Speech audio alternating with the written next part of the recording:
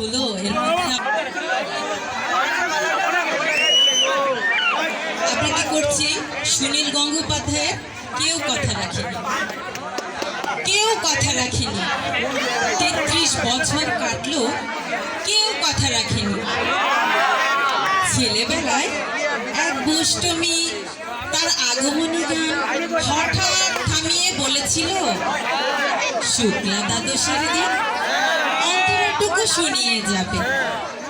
তারপর কত চন্দ্রভোগ অমাবস্যা কেটে গেল, সেই দুষ্টমি আর এলো না।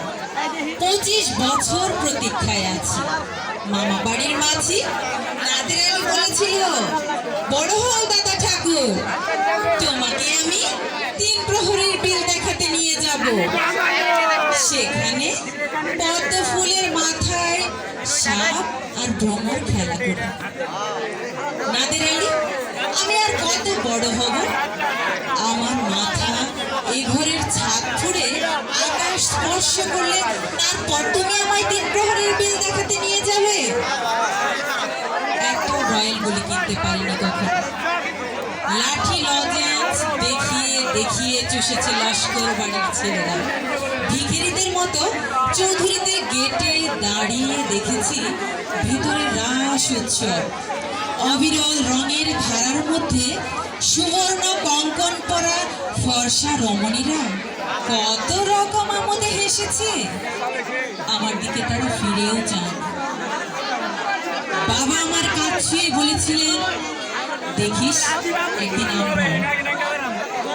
বাবা এখন অন্ধ, আমাদের দেখা হয়নি কিছু। সেই রয়্যাল গুলি, সেই লাঠি লজেন্স, সেই রাস উৎসব আমায় কেউ ফিরিয়ে দেবে না। বুকের মধ্যে সুগন্ধি রুমাল রেখে বরুণা বলেছিল, যেদিন আমায় সত্যিকারের ভালোবাসবে সেদিন আমার বুকে এরকম আতরের গন্ধ হবে। ভালোবাসার জন্য আমি হাতের মুঠোয় প্রাণ নিয়েছি, বিশ্ব সংসার তন্ন তন্ন করে খুঁজে এনেছি 108টা নীলপদ্ম। তবুও কথা রাখিনি বরুণা। এখন তার বুকে শুধুই মাংসের গন্ধ। 33 বছর কাটলো, কেউ কথা রাখেনি। ধন্যবাদ সবাইকে। আরেকটা কথা বলি,